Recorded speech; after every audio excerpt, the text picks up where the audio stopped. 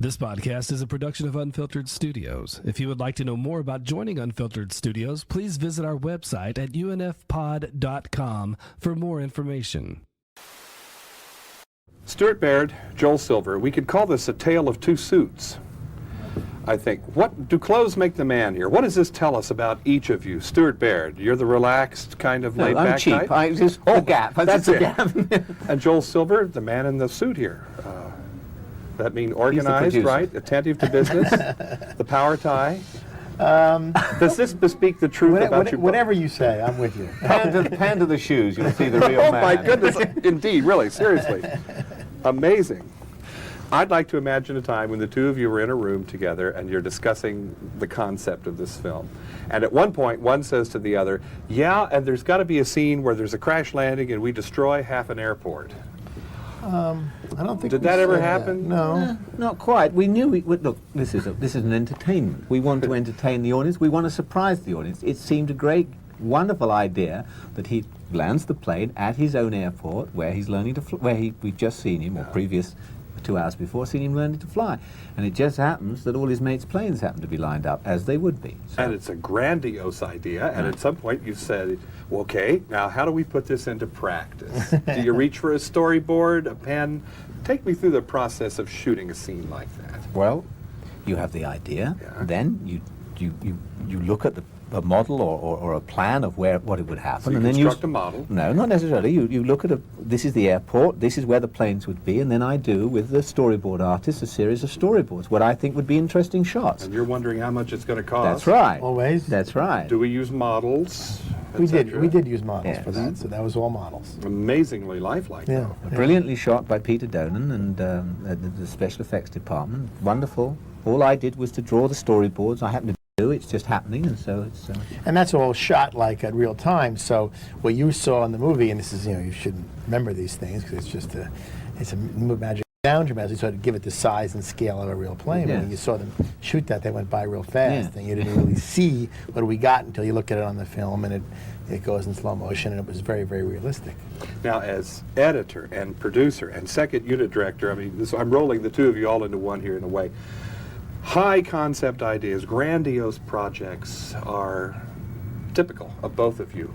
Have either of you gone to the opposite end of that extreme and thought on a small, intimate chamber scale for a film? Or is that just not, Joel, is that not the kind of film you ever want to make? I'm not saying I never want to. Kind of, as a producer, I find that the action genre allows me to be real collaborative because, I mean, the movie making is a director's medium, and if you're dealing with a small comedy or a love story, the really producer, once it's movies, the actors are hired and everything's shooting, there's not really that much for the producer to do until it's over. But these movies there's so much logistics, it's so much size and scale that it allows me to really get involved in the making of the movie, and that's what I like to do. So that's where I gravitate toward. I'm not saying I haven't ever tried. I made a picture a year and a half ago at the Coen Brothers, which was a wonderful experience for me. Nobody saw the film, but okay. But I like these kind of movies because they're the kind of movies I like to see. And Stuart and I have done 8 of these together, so it was logical for us to do one of these as his first directorial work. Stuart, what about that? Is there an airplane thriller of some sort in your past or youth that just really fired you up and thought, I got to do this sometime? No, it's just the script. It seemed like a good subject of this genre, a little bit different. It had some good twists and turns. It was more of a thriller and a tension piece than just a crash bang wallop. We had an ensemble cast of interesting characters, ordinary, everyday. And I wanted, that's the sort of project I wanted to do. But that's not to say, I've worked on many sorts of pictures, from little ones to great big ones, and it just happens that in the last few years, I used to try to do one in Europe and one here, and Europe dried up, and genre pictures here through my association with Joel and through Dick Donner, and the studio were comfortable with me doing this sort of genre picture. Now, you did it here. Is America the best there is at producing this kind of picture? Absolutely. Why? Why in America is this the top thing? We just know how to do it well. It just is a tremendous, history of us doing these kind of movies, and we have the technicians, and we know the way to do it. And a lot of these things also, the technology is changing it all. I mean, the amount of the combination of model shots and live action and model shots and CGI and blue screen and green screen. I mean, there's so much stuff in this now. I mean, there's 350 optical shots in this movie, which is it's a giant optical effects picture, which you wouldn't really think about as opposed to a Star Wars or a Jurassic Park or something. But it just to do the kind of stuff that we created, it involved the enormous amount of technical, virtuosity, and we have the ability to do that in this country. And I mean, look, some of the shots were done in England. I mean, there's some wonderful optical houses in England too. But this is just the kind of movie that England's always been a service industry to the American industry. We can do them as well, but generally through Aquaman in England and Outland in England and a whole bunch of stuff. They did the last Bond picture in England. So that England can do it, but it's really an adjunct of the American industry. Maybe it's because we're at an airport, but our time has flown. Okay. Alas. All right. It's a pleasure to meet you Nice both. to Joel see you. Silver, Stuart Baird. We're Thank you. talking about Executive Decision. I'm John Tibbetts for KCTV5 here at LAX in Los Angeles.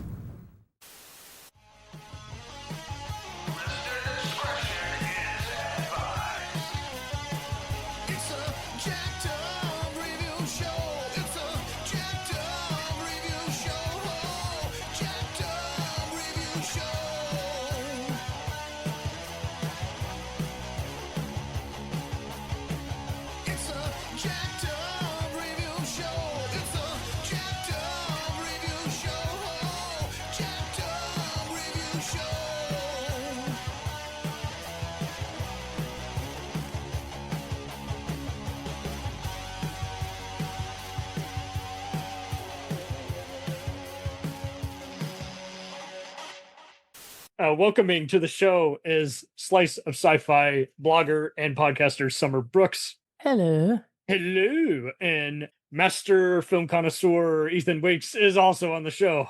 Nice to meet you all. Talk to you. Thank you. So yeah, we all like all kinds of just crazy movies that shouldn't be classics, movies that are cult classics for some bizarre reason, movies that maybe aren't that bad, but are still pretty mediocre. And then there's just movies where you're like, I'm surprised you've heard of that. I thought I was the only guy who saw that back in the day. And lo and behold, we decided to go into the tunnel of 80s insanity that is Joel Silver. For those who want to know more about the man, you can listen to the How Not to Make a Movie podcast, which is hosted by the lead writers of Tales from the Crypt. We've had sister show Dads from the Crypt on. They're a lovely group. But Silver is just always so wild. Like, he was kind of just very animated, like every other guy at Apple. Like, you just would always hear stories about him. Just like, I heard he had a certain chair he wanted to have blown up on the set of Die Hard just because he hated it. Like all kinds of just bizarre stories where it's hard to get a concise answer. It's like, some people are like, oh, I loved working with him, and other people are like, I couldn't continue with him. He drove me crazy. It's just so funny just hearing about this guy. And then he's not Weinstein level. He wasn't a perv or awful rapist or anything. It's just he was just kind of a man child, where one minute he'd be in your face. He actually once stood up Spielberg one time when he wanted to bring the Crypt Keeper on. Or a project he was working on. He still figured it out and brought him on to had that character be in the Casper movie. But it was just so funny how you had the guts to stand Spielberg up, man. Wow. Yeah, Joel Silver is just interesting. Like when you actually hear him talk, like I think the last commentary track he did was for the Liam Neeson film Nonstop with Julianne Moore and Anson Mount, and he just loves everything. He loves pulp movies. He loves neo-noir. But he was always, again, competing with Jerry Bruckheimer, kind of like Arnold and Stallone had a friendly but sometimes over the top, insane rivalry. And he was just always like, oh, no, you're going to work for me. You're going to work for me. You hear? You'll never work in this town again. I'm looking, because I had to refresh my memory on exactly who he is, and I'm looking at his filmography, and Oh man, I mean, his first movie is a classic. It is God. classic. It is a cult classic. And that is, I mean, The Warriors. I The mean, Warriors, baby. Yeah. So he stays loyal to Walter Hill. Like they somehow don't drive each other crazy. Mm. He's like, yeah, yeah, you're a good guy. Yeah, yeah, you love all kinds of movies. And meanwhile, Hill's like, can you give me 5 million more from the studio and tell him to shut up? You know, he's always gets the most unusual like people to helm these different movies. And like his style is imitated so much by Sony and Warner Brothers that like when I go back to other movies, like I was surprised that Walter Hill's Red Heat wasn't produced by him, and I could have sworn for the longest time Tango and Cash was a Joel Silver venture, but it wasn't. It was just John Peters imitating the Lethal Weapon 48 Hour style. But that's just it. I think that's just it. Like, so like in the 80s, you go, oh yeah, he's the co-producer who oversaw 48 Hours, and then he hit it big with Roadhouse, you know, the first two Die Hards, all four Lethal Weapons, and then 90s hit. Late 80s, early 90s hit around, and then he does the first two Predators before John Davis takes it over, and Last Boy Scout, Commando, Demolition Man. I mean, Demolition Man is awesome. It really is. It Yeah. is such a popcorn movie. It's a total popcorn movie. Kind of, I mean, is it a great movie? No. No. But you know what? I watched call it this Back movie. to the Future meets What is it? some other crazy Stallone vision. It's just, from beginning to end, I am solidly entertained. That is my criteria for what a decent movie is. absolutely. And trust me, he's got, like any producer, he has plenty of duds. But I think what sets him apart from other people is just like I would see some of his movies and I'd be like, okay, but I can understand why he had in mind these different ventures. Like again, so he oversees with Richard Donner and Robert Zemeckis and Walter Hill the Tales from the Crypt franchise and drives that into the ground, and then he does plenty of other cult movies that you could argue aren't necessarily good, like Weird Science, Xanadu, Fred Claus, and then, UPN shows like The Buddy Show, The Strip with Joe Torre and Sean Patrick Flannery, and then Freedom, which was an apocalyptic show, and then did the whole Dark Castle Entertainment thing where he remade House on Haunted Hill and did other schlock like 13 Ghosts and Ghost Ship. But the 2000s, like, I was just always psyched for him because I'm like, that's the dude who produced the Matrix trilogy. It's like that pretty much is what coasted him through that whole thing. And then, and then he did Swordfish, and then he did, other after he works on After Dark Pictures, which is another just, cult action horror company from Warner Brothers. And I have to say Stash House, which is a fun panic room inspired film with Dolph Lundgren as the intruder, was actually a decent mystery movie, but he's had so many other things that have been rediscovered. And Shane Black actually did come up with the title Die Hard, but he didn't get to work on it. But they are the only two who like seem to get along with each other. And so, yeah, that's why he works on Last Boy Scout and then Kiss Kiss Bang Bang. And he brings along Die Hard 48 Hours writer Stephen E. D'Souza. And after he's worked on, Commando and Running Man, which Silver didn't produce, but he comes up with a crazy movie called Ricochet, which is, I'm sorry, like that is the first time you actually see Denzel Washington playing an action star and playing off of, it was one of those movies, I hated it growing up. I'm like, John Lithgow is eating the scenery, but I've come around to it in recent years and I'm like, I can totally understand it. And I mean, you actually snuck in one of the same reporters from Die Hard in it, so you created your own canon universe. I think that's the other crazy thing. And I mean, I also got to give Joel Silver credit for he would put up with all kinds of crazy celebrities and then be like, I don't know what I've offered them. Why won't they do what I've asked them to do? And then next thing you know, like at least you made the best Steven Seagal movie where Seagal dies. Executive decision. And that it's a fun movie by itself. It runs out of juice at the end, but I understand completely like why it's been so popular is just because it's just he loved redoing the whole very popular, Earthquake, Towering Inferno, 70s disaster movie formula. And trust me, there were plenty of movies I saw in the theater by where I was just like, well, I guess this was better on paper, but I don't know if he gave too many notes or just drove everyone crazy to where they could barely get done on time. He's just kind of like what Tommy Wiseau, which we were joking about in a different chat. You want to know what makes him tick because he's just a very mysterious man.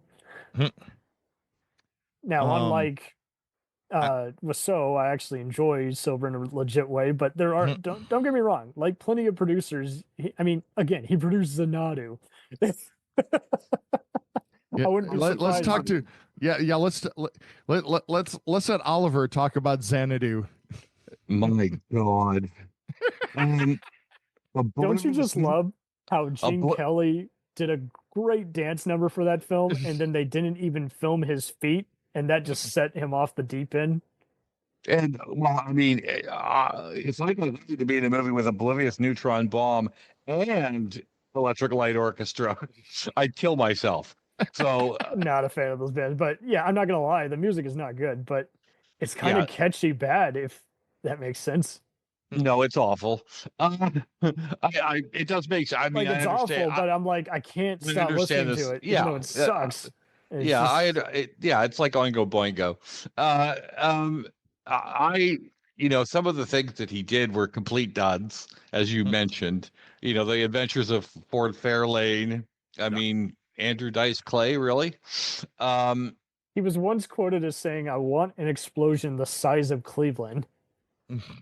I don't know if that was on Die Hard or what, but he's had so many just outrageous one-liners where almost like his very on-screen movie characters where you're like, and he spoofed himself in Who Framed Roger Rabbit, but I totally forgot that in the Steve Martin movie Grand Canyon, as well as Tarantino's True Romance and I'll Do Anything, they did have some various caricatures of him where it's like, oh, that producer is absolutely him. And it's just so funny, though.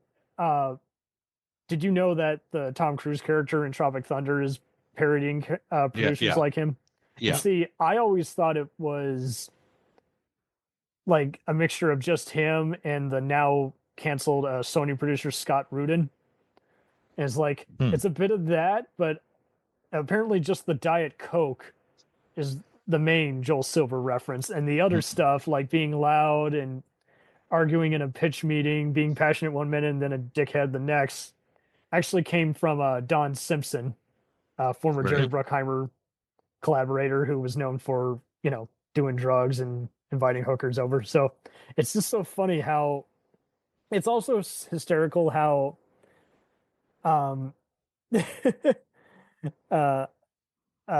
he actually snuck into Walt Disney to film his cameo for the Who Framed Roger Rabbit. Like, no one knew that was a thing. And so many of his other TV ventures have been wild. Like, he did this movie that was so well rated, it actually got aired twice on CBS, that was directed by second unit Lethal Weapon director Steve Perry, called Parker Kane. Had a then unknown Marissa Tomei and David Caruso, and starred Jeff Fahey, pre the Marshal, as a investigator investigating his friend's death by a toxic waste dump. It's just, he's always gotten the most unusual script writers and bizarre premises, and he pretty much is always like, yeah, have a comedian. Oh, let's get Eddie Murphy on this. Oh, Arnold, I need you back. Hey. along with Xanadu and Hudson Hawk. Oh, Hudson Hawk is incomprehensible. I have tried defending that movie, and I'm just like, no, it's impossible. I'm like, what is going on? I'll defend Gremlins 2. I'll defend Last Action Hero. I can't defend this one at all. Like, it just does not make any sense. There is one thing I cannot there is absolutely one thing I cannot defend on this list at all. And that is a music video that he did. He did a music video? Wow. Behind Blue Eyes by Limp Bizkit. Yeah. Oh. And Gothica. You know? Yeah. I didn't think it was good growing up, but I've come around to it. But yeah. The other one he did that screams out at me is Fair Game with Cindy Crawford and one of the Baldwin brothers. That's a crock. Yeah. Yeah. But I'm going to say, I'm going to give him kudos for 3 movies. And one of them is V for Vendetta, which is a very un-Joel Silver kind of movie. Well, I mean, I don't know. There's a lot of talking. After he did Assassins and the Wachowskis revolted by wanting their name off of it because it was becoming a Stallone, Tarantino-inspired joint, and after he still kept in touch and saw how good they were doing noir like Bound, and then after The Matrix, he's like, I'm going to keep doing whatever you guys want. Like, somehow, I don't know why he made an exception to them. He saw something in them where, unlike other guys who he would just pester to death to where they didn't want to work for him, he would just leave them alone and be like, okay, it's cool. I'll do all the press release since you guys are shy and don't want to do any interviews. And yeah, I really enjoyed Cloud Atlas. I can't defend Jupiter Ascending, but yeah, V for Vendetta is just like... V for Vendetta was fantastic.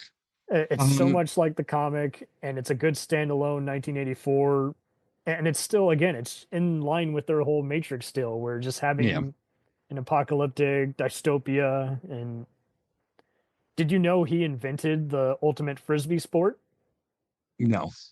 It's like, he has, again, I should be laughing at him or, even mocking him. And I'm like, nah, dude, I got nothing. Like, even movies of his that don't work, still, I can remember when they were a thing. Like, I remember when 97's Father's Day came out, and everyone thought it was going to be a big deal. Ivan Reitman directing, Robin Williams and Billy Crystal. It just didn't take off, but you understood why he wanted to get on board with that. And I think unlike other producers, it wasn't like Bruckheimer, who's pretty much just relying on Pirates of the Caribbean and CSI, to carry him once he gets done with Beverly Hills Cop. But like Silver, when he's not wanting to be the guy who comes up with the idea first, he wants to also, like, he actually is looking at the script. He's like, I don't know how to write, but you got something here, The other thing is that the other 2 things that he did that I really celebrate him for is that he made, how we always say that sequels are never the same. I mean, except for maybe The Empire Strikes Back. We never think of right. We didn't like the Wrath first of track, Khan. Yeah, Khan's good one.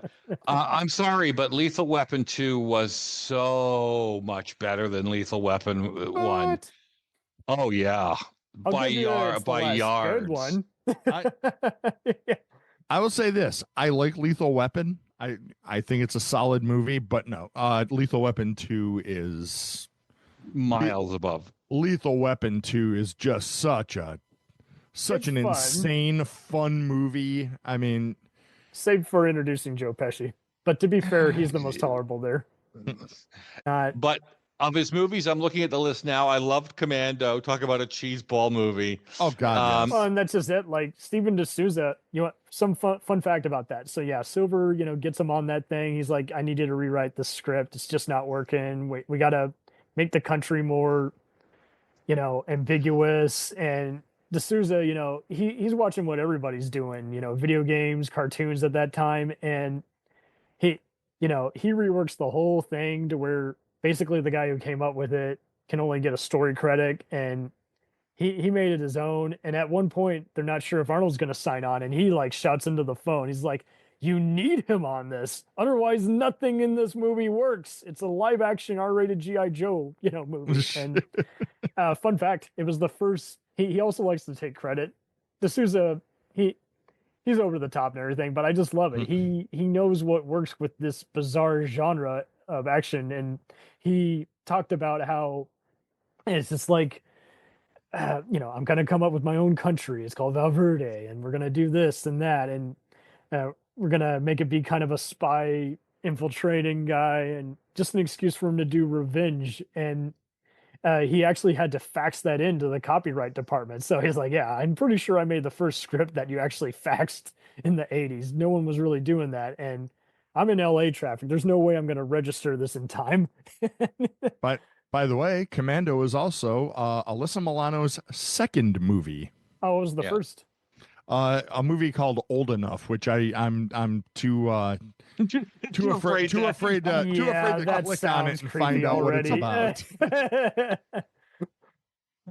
But you know what? I just look at some of these, and it's like Conspiracy Theory, if I remember correctly, wasn't too bad. It was okay. It was a 6.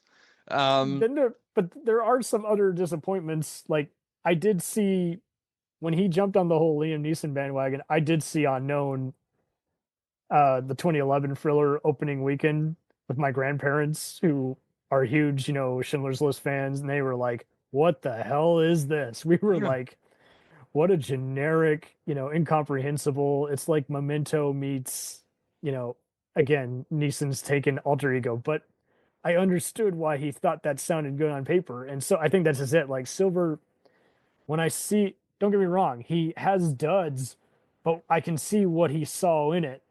Like, I saw Brewster's Millions in recent years. Oh, God. He's on word as saying, fantasies about spending are irresistible, the best. Who wouldn't want to indulge the luxury of squandering millions and millions of dollars? His actual quote. And I'm like, well, not in this movie. Like, I get it. It's trying to be a, Dickens tell, but Walter Hill isn't good with comedy. He's only good at it, having characters have, again, just like, and I think that's the other amusing part about 48 Hours. You got hack businessmen like Michael Eisner running Paramount at that point, and he's looking at the test audience, to his credit, and he's like, oh, we need more comedy for Eddie Murphy to do. And Walter Hill is like, I want more grit. This is the same kind of style that inspires shows like Miami Vice. And, we got to have this bigot, who actually becomes his friend at the end, even though he's done, unforgivable shit. He's a shithead cop, and the other guy's an ex-con trying to get straight. And so it's just so funny. Like, that movie should not work at all. It shouldn't work. It's totally different. But they spoke enough of the same language, did enough, much like Beverly Hills Cop, did enough improv alternate scenes to where they can make it work. And I think that's just it. Like, Silver is all about, he really does want something good that everybody can be proud of, even though, unfortunately, what works against him is he would often pull various people off of projects and insist, you're doing this movie. It's like, I didn't sign up for this damn movie. Hold up. So he did burn a lot of bridges. And I think mid 80s, he did finally just wake up and smell the noise, just smell the music. He's like, okay. Like, he has a hysterical quote when he reacts to the poor box office reception of Walter Hill's music video-esque Streets of Fire.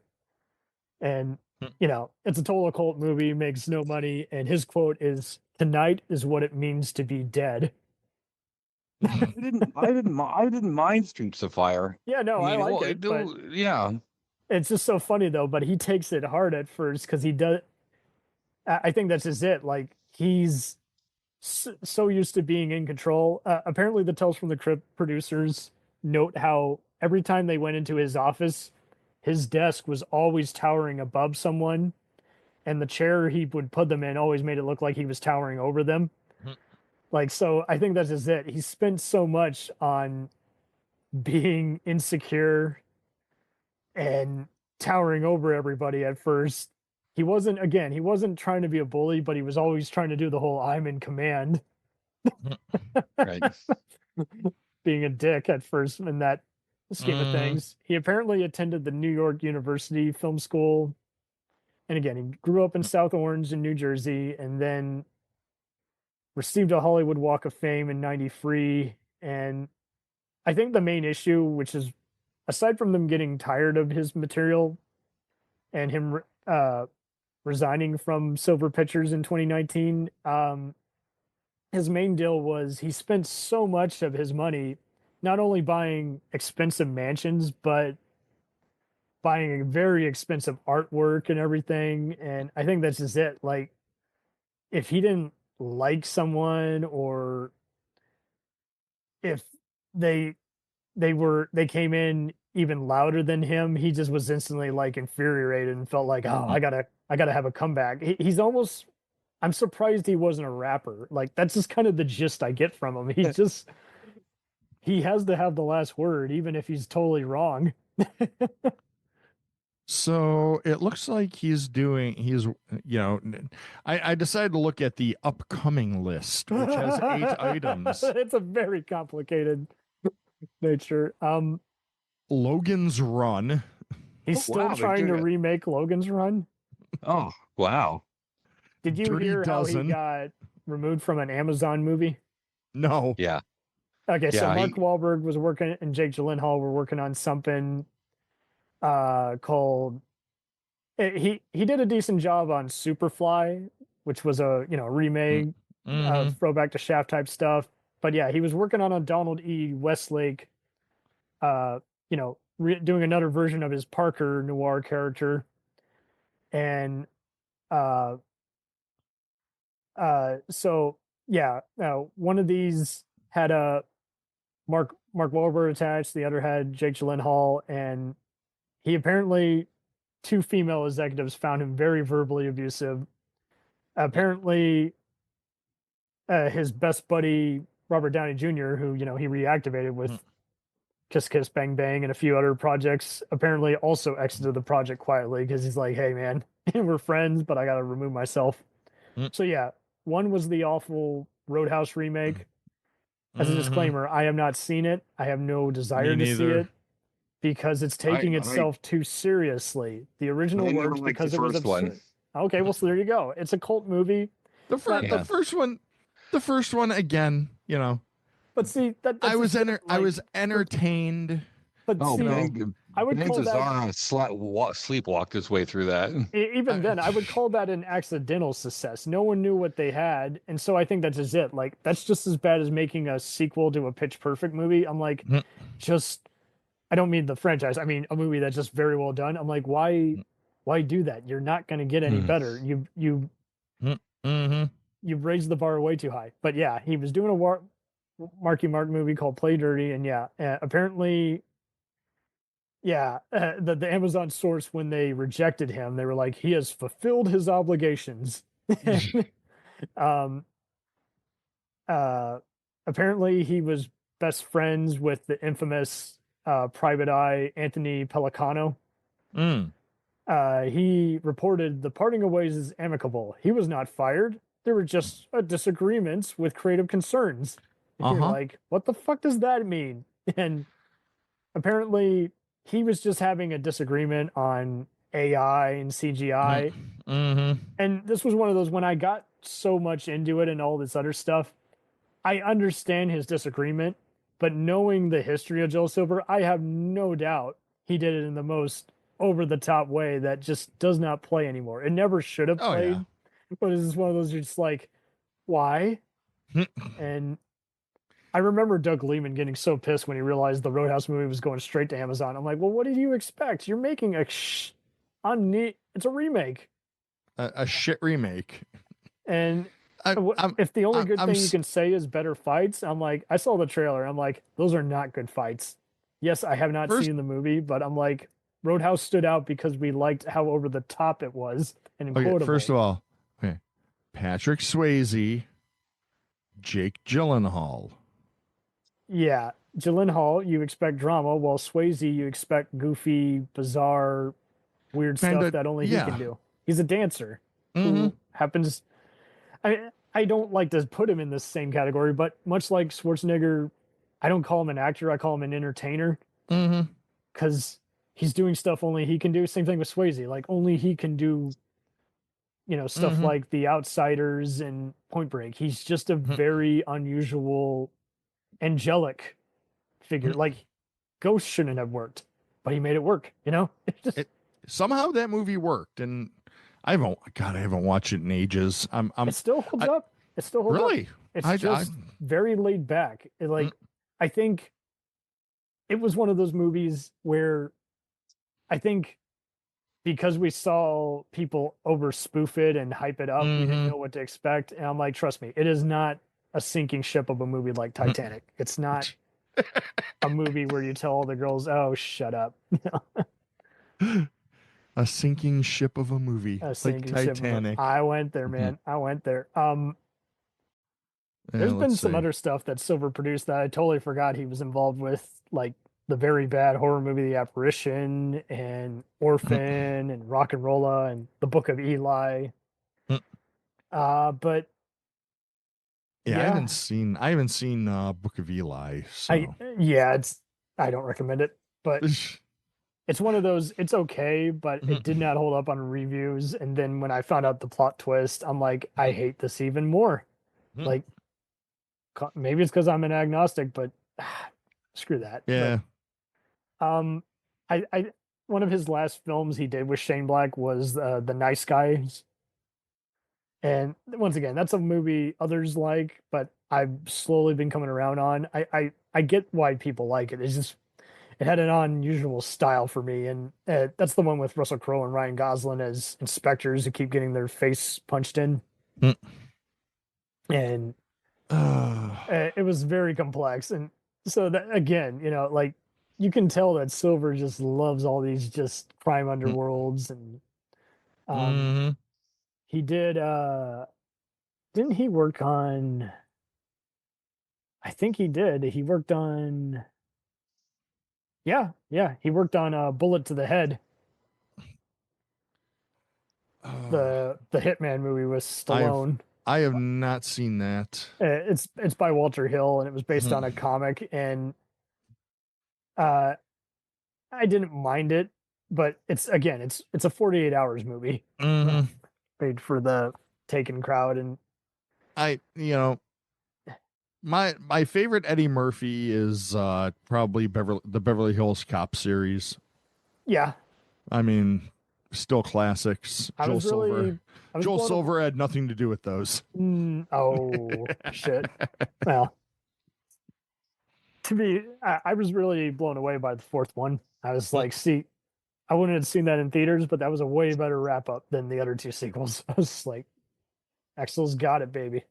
I mean, the first one is just a classic. Oh, the first one, and that's just it. Like, that is how you improvise a movie. When stuff isn't working, make it better.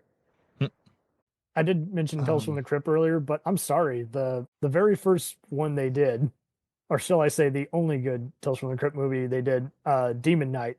Billy Zane was on fire there as the collector.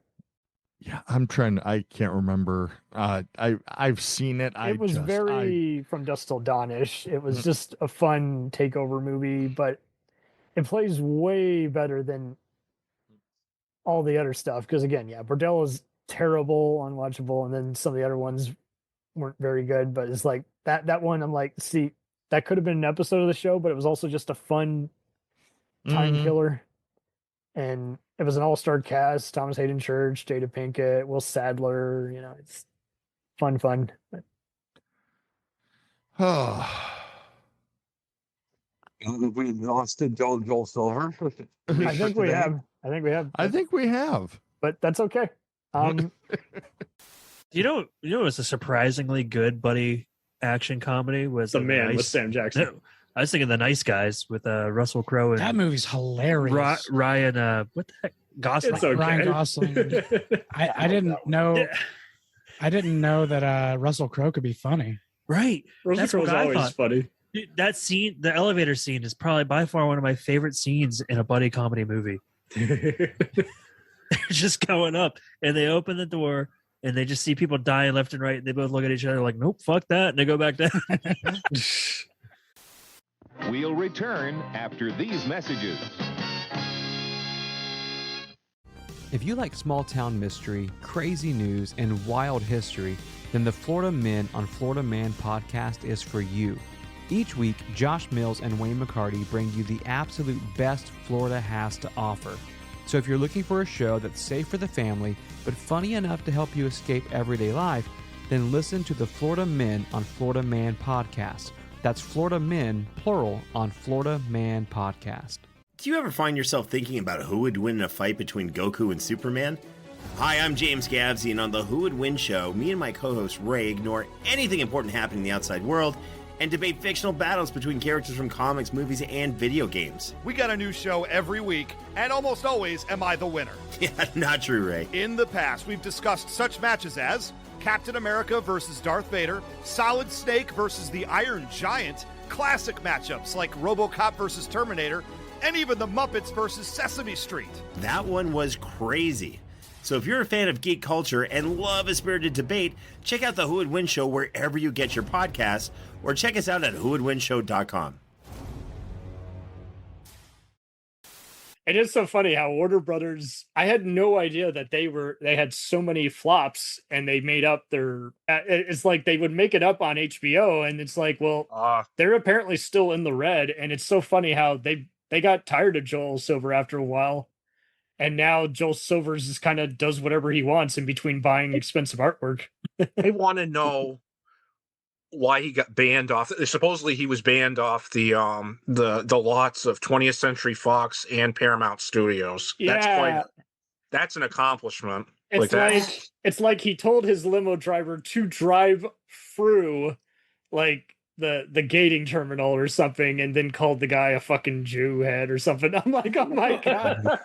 Like I said, when I was doing my homework for when you literally you sent me down this Joel Silver rabbit hole. And I'm looking here, he hasn't done a good movie since 2010, maybe 2006. Well, I liked Nice Guys is 2014 or 2016 though, right? I like so that's probably it. It's a comedy, which means I hate it with every fiber of my being in this life and the next. So no.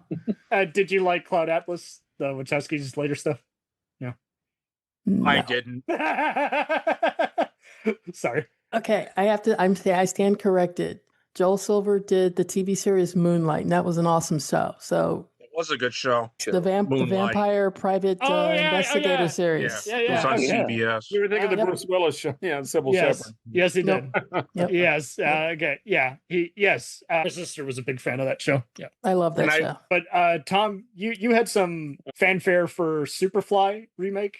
I thought it was fun. I liked that. Yes. I actually liked it. It was fantastic. I haven't seen that. I love what they did with the character. I was a fan of the original too, so I was constantly making comparisons. And it's like they did such a good job with Priest. Is that Superfly in present day? Yes, it is. It's kind of like the new Shaft, where it's just doing a tribute. Omar Little from The Wire's in there. Yeah, it's Future also produced it. Yes. Who's the director? Director X. Yeah.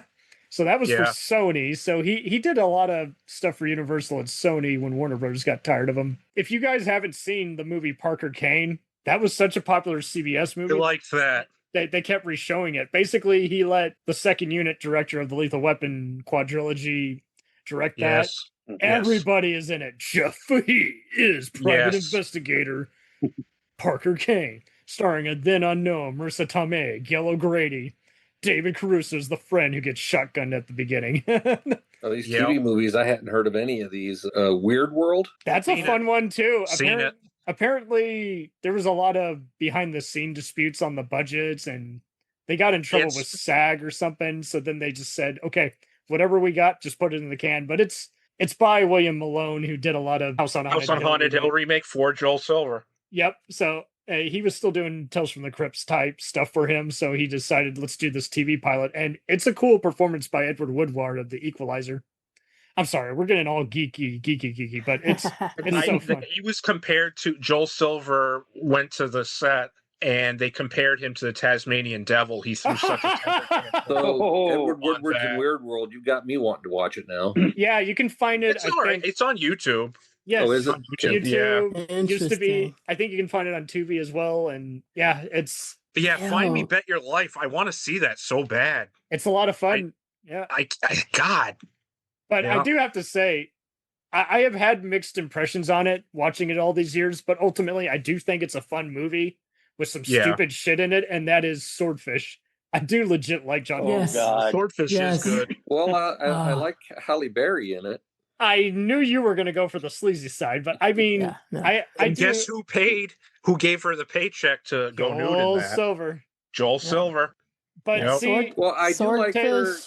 Take out the sex in it. There is some fun stuff. Like, I do have fun with Don Cheadle as the Fed. Hugh Jackman's a likable hacker, and he has no business being likable, except that he has some conscience and wants to save his kid. But Swordfish and The Losers are good bad movies. Good bad movies. I like The that. Losers is so underrated. The Losers is so underrated. Yeah, I like it because it's based on a comic book. You don't like it? Yeah. No, I do. I know. I enjoy it. I have a Blu-ray that has The Losers, Watchmen, Jonah Hex, and A History of Violence. They literally threw the 4 DC Comics graphic novels on two Blu-ray disc set. One of those things is not like the other. I really don't care for their version. I really don't care for their version of Jonah Hex. No, all 4 of them are based off of DC graphic novels. Yeah, no, I get it. It's just so funny just combining them all. What ended the friendship between Joel Silver and Bruce Willis after Die Hard 2, Hudson Hawk, and The Last Boy Scout? Well, John because McTiernan, it happened on The Last Boy Scout. John McTiernan basically, he kind of did what Jan de Bont did with the bad Speed sequel. He basically was like, I'll come back, but get that producer the fuck out of my office. Like, he just said, I'll come back, but I better not see Joel Silver anywhere on my set. John McTiernan wanted to take a break after Predator. Yeah. And Joel Silver was like, no, you're going to do Die Hard. Well, that's the thing. The other problem is with everybody who's worked with him, don't get me wrong, he threw them a bone, but he would throw them too many bones or give them a project that they never signed up for. So they're like, I'll work for you, but I don't want to fucking do that. So it was well intended. But it almost always, everybody always ended up just getting tired of his angry phone calls and just saying, I fucking quit. So it would start out okay, but then that's just it. It would go on and on and on to where they're like, I need to get some sleep. I'm going back to my office and I quit. Now, there is a good movie that not enough people have seen. This was an HBO movie that Richard Donner and Joel Silver produced called Made Men. It's good. Yes. Michael Beach, Jim Belushi. It's good. It's a hell of a crazy Tarantino-esque movie. It's weird. But yeah, Timothy Dalton as a crooked sheriff just hunting all these guys and stolen treasure. And this goes back to Babylon 5 summer. Stuart Copeland's the composer, and it's a jamming movie. I'm impressed with the lesser known ones you're throwing out here. I'm glad. Yeah. Do any of you know why Joel Silver and it's Lawrence Gordon, I believe, right? Yes, yes. Why did they stop talking to each other? 48 hours, kind of, yeah. I mean, he brought up Joel. They were almost like father and son, supposedly, even though he mentored him, and basically they both grew bigger heads, and that was before Gordon was moving to Fox, and Joel was just kind of like, I could make it all right. Yeah. Yeah. The fact that they worked for Michael Eisner on 48 Hours, 48 Hours, again, my favorite action comedy. They're so good. I hated them growing up because it wasn't that they were relying on the language. It was just, there's not much comedy. Like, the comedy comes later, and it's so funny how everybody was speaking enough the same language. They were able to get what they wanted, but it's just so funny how the studio wanted comedy and Walter Hill wanted a serious, gritty cop movie. So it's just so funny. Well, you had comedy with Eddie Murphy, and then you had Nick Nolte. What a hell of a mullet. Why did the Michael Eisner drama happen? And is that why on Who Framed Roger Rabbit, Joel Silver needed to go unbilled? I don't know. He even shaved his beard, I think. He did. Yeah, he has a mustache. He didn't want to be recognized. I know, just driving to the set. You'll love this, though. We've had the Dads from the Crypt podcast on. They're great guys. They love, and they're not just horror. They love all kinds of genres, anthologies, sci-fi. They can talk to your head off about Muppets and Terminator and other stuff if you want, even classic comedians. But the experience of Joel Silver directing an episode of Tales from the Crypt while being on the phone. And that's just, and they had to tell him, Joel, so in many ways, Joel Silver is a villain in real life. Yeah. He's got. I can see it now. He has a satellite phone and he's ordering lunch while yelling at everybody. They're never going to work in the. I've heard Tom Cruise's character in Tropic Thunder. Scott Rudin. Yep. Tropic Thunder. It was both. Like it was. I think it's Scott Rudin. It was both. Like the Diet Coke was Scott Rudin. There was the yelling and with a beard was Silver, and then there was the other stuff talking about hookers that was Don Simpson. What about Steve Martin in Grand Canyon? Is so he funny. Joel Silver? Yeah, except he plays it more like straight, like, why does no one want to work with me? And he's just oblivious to his obnoxious nature. Yeah, and I think he just got so tired of Hollywood after a while. Like, the reason he was filming in London and Canada was he wanted to basically tell the unions, I can do whatever I want. I don't have to follow your rules. So I think he got so stuck up with trying to tell everybody no, he burned a lot of bridges. There's an interview on YouTube that's about an hour long. I seriously watched it twice because he's just so amusing. Is it around the time that he was doing the Losers movie? Because I think he mentions the Losers movie had just come out and he knows it flopped. It's not that one. I know what you're talking about. Yeah, that's an hour-long one. This is another one with a woman who talks about that she was on set of Die Hard. And I'm telling you, that interview is incredible. I think it's at NYU. And it's just great. I heard a hysterical interview. I forget which podcast. I think it was Proudly Resents or something. And they talked to this one gal who was one of the featured dancers in Roadhouse.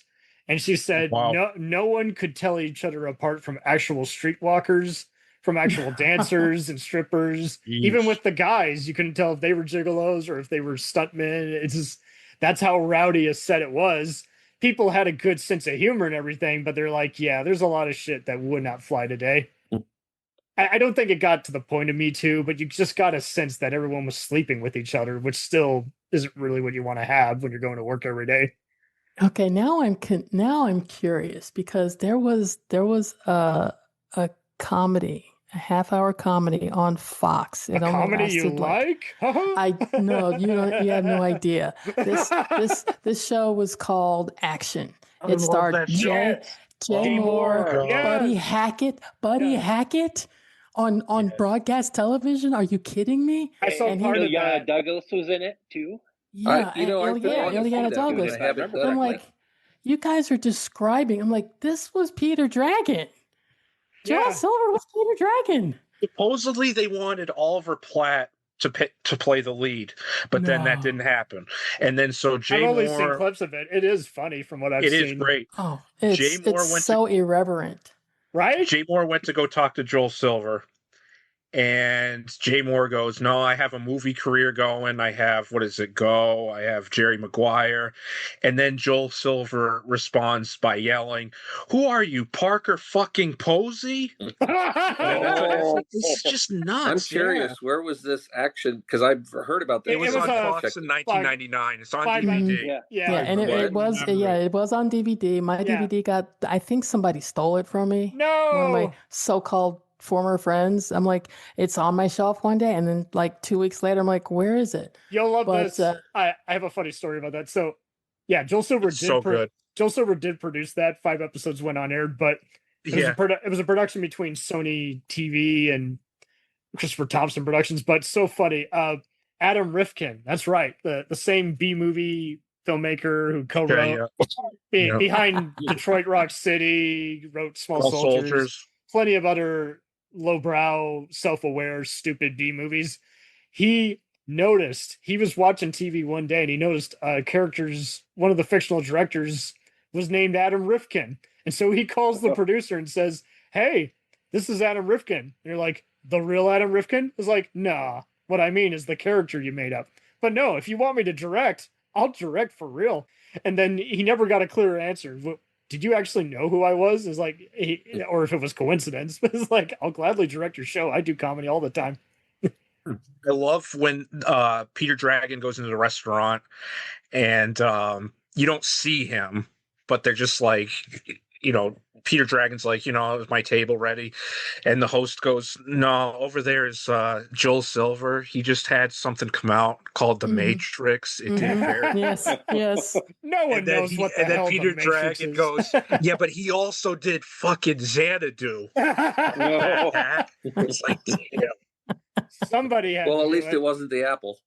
Oh. Now, why isn't that show on streaming someplace? Right? Even so on YouTube, funny. there's like 2 episodes. It's like random episodes too. It's It's not such the a first hoot. one. It's just like, yeah. Yeah, so that was a fun. That's Yeah. what I also like is he kind of does mainstream B movies, and Yes. and it is so funny. You can tell Joel Silver and his associates just love classic TV because when you look at all these movies, almost everybody in the police station is like from Adam 12 or Rockford Files. Rockford Files, yeah, Joe Santos. Well, who was the guy? Roadhouse had Kevin Tighe from Yeah, Emergency, right. Yeah, he that's right, always has that guy kind of people from drive-in stuff or Kojak type material, and you're just like, yeah, of course, someone from Beretta is on this show, or Do Cagney you and know Lacey. why Joel Silver had drama with Stephen E. D'Souza too? Because they stopped talking. Basically, him as well as Zemeckis and Bob Peck. Like, it's so funny. Like the Tales from the Crypt guys, they asked them for advice, and they were always kind of smart asses. They're like, just if you don't want to talk to him, don't talk to him. He'll leave you alone. He says he loathes him and despises Stephen now.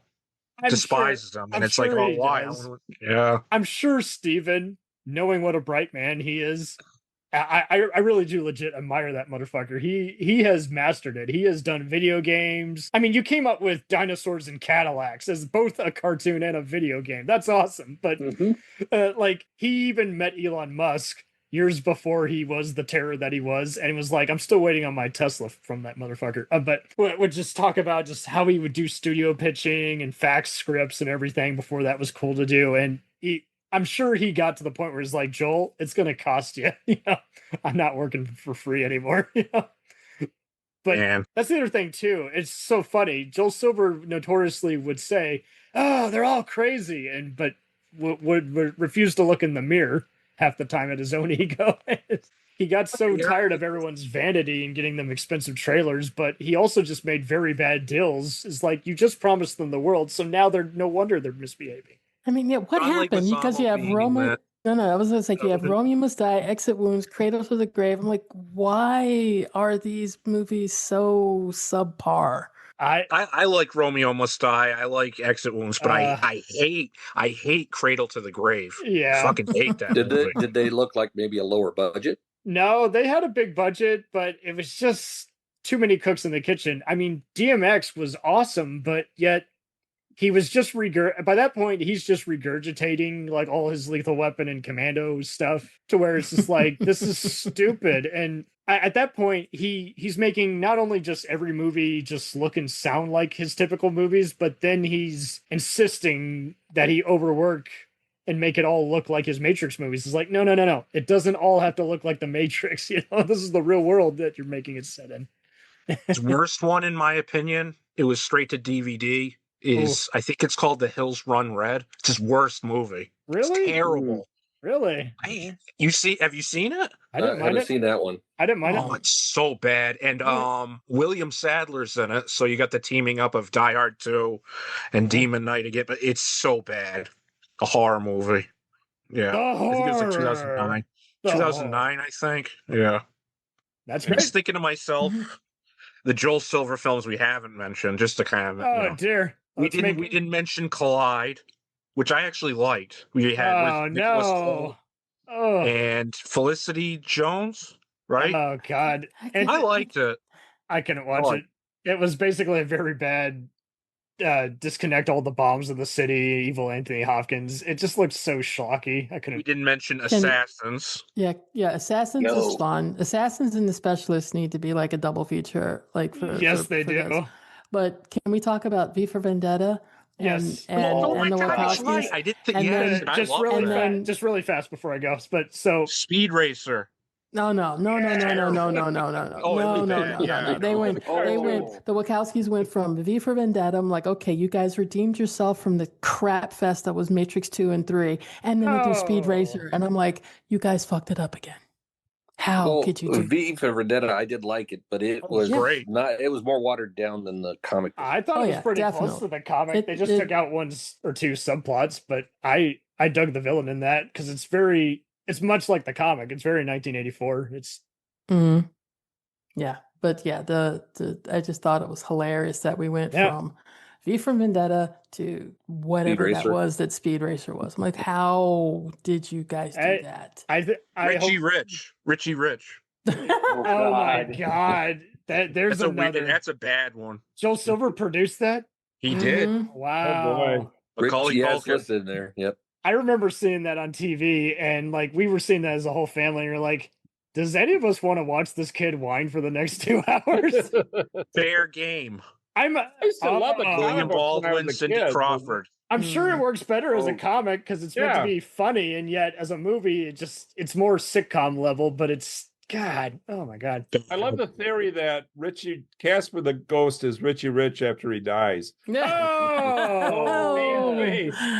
a hot take. Well, that's been going around for years. I'd buy that for $1. Wow. All right, Cindy Crawford. Yeah. Cindy Crawford. Fair game. Yeah. That's probably one of his biggest flops. Yeah. 1995, William Baldwin. That's right. I remember that. Yeah. I couldn't tell you what the hell. So I take it back, Summer. Xanadu is not the worst thing he did. It's fair game. I actually like parts of Xanadu. I know there's parts that are terrible, but all I remember about the movie is a clip where she spins around really mad. I think it was. I don't know. Was the ad on TV or what? But well, I've kind of been running out of movies to show my wife that she's never seen before, and I'm looking at Xanadu, going, "Do I really want to show that to her?" Yeah. Not if you want to stay married. Yeah. Well, and Gene Jumpin' Kelly. Jack Flash. Have you with guys? Whoopi Goldberg. Now, see, I liked Jumpin' Jack Flash. I really did. I still need to see that. I like some of it. It was a wacky spy comedy, and it was just like, wow. I would always get it mixed up with Burglar. I'm like, it's got to be better than Burglar. It is. Yeah. It is better. It is better than Burglar. But what's the one that was? It's like a James Bond movie. No, what's the one that was with Sam Elliott and Whoopi Goldberg? Oh God, that was so bad. Fatal Beauty. That's it. Fatal Beauty. That. Yep. Oh goodness Same gracious. thing. I would get it mixed up with that. I'm like, that movie's bad. Fatal Beauty, and what was the other one that came out around the same time? Was Burglar. No. V.I. Warshawski. I'm like, how could you guys mess that up? How? Right.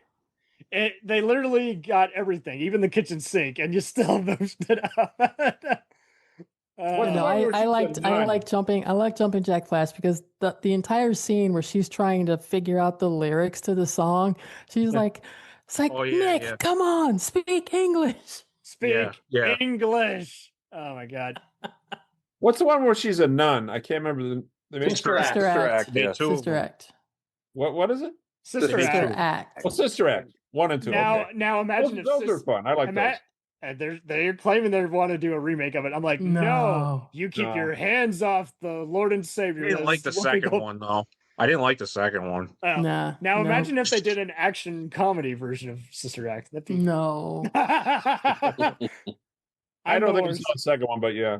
Those were TBS VH1 favorites of mine growing up. I'm like, yeah, I guess I know what we're putting on and watching tonight. Hey gang, it has been dynamite. You guys fucking owned it.